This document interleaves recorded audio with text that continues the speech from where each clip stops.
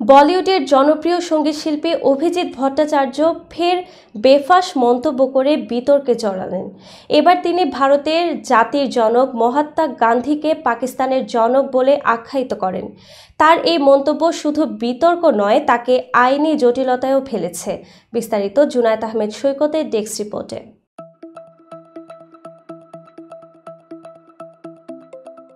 সম্প্রতি এক সাক্ষাৎকারে অভিজিৎ বলেন, সুরকার আর.ডি. বর্মন মহাত্মা গান্ধীর থেকেও বড় ব্যক্তিত্ব ছিলেন। গান্ধী যেমন ভারতের জাতির জনক, তেমনি আর.ডি. বর্মন সঙ্গীত জগতের জনক। কিন্তু এখানেই থামেননি তিনি। আরও বেফাঁস মন্তব্য করে বলেন, মহাত্মা গান্ধী ভারতের জাতির জনক নন, তিনি পাকিস্তানের জনক। ভারত তো আগে থেকেই ছিল, পাকিস্তান পরে তৈরি হয়েছে। গান্ধীর কারণেই পাকিস্তানের অস্তিত্ব হয়েছে। ভুল করেই ভারতে তাকে জাতির জনক বলা হয়।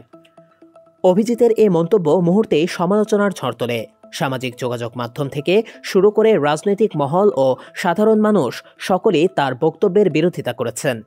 একাধিক রাজনৈতিক দলের নেতারা তার বক্তব্যের তীব্র নিন্দা করেছেন। পুনের এক আইনজীবী অভিজিৎ ভট্টাচার্যের বিরুদ্ধে আইনি পদক্ষেপ নিয়েছেন এবং তাকে আইনি নোটিশ পাঠিয়েছেন।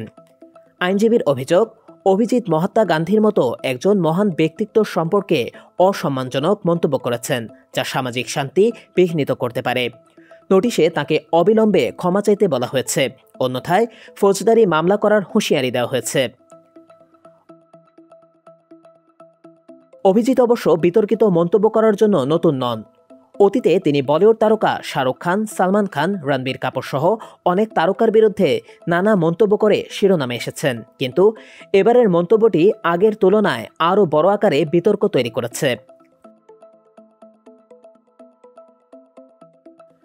ভারতের সমাজের বিভিন্ন স্তরে অভিজিতের মন্তব্যের তীব্র প্রতিক্রিয়া দেখা যাচ্ছে। অনেকেই বলছেন, এমন মন্তব্য একজন জনপ্রিয় শিল্পীর কাছ থেকে অপ্রত্যাশিত। মহাত্মা গান্ধীর মতো একজন ব্যক্তিত্বকে নিয়ে এ ধরনের মন্তব্য শুধু ইতিহাস বিকৃতই নয়, বরং দেশপ্রেমের প্রতি অশ্রদ্ধার শামিল।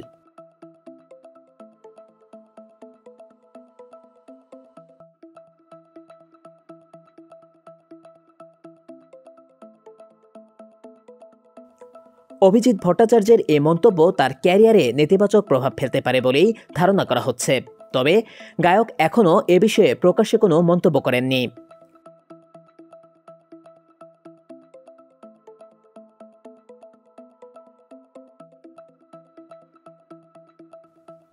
এ ঘটনার পর গানের দুনিয়ার পাশাপাশি রাজনৈতিক মহলেও অভিজিৎ এখন সমালোচনার কেন্দ্রবিন্দুতে।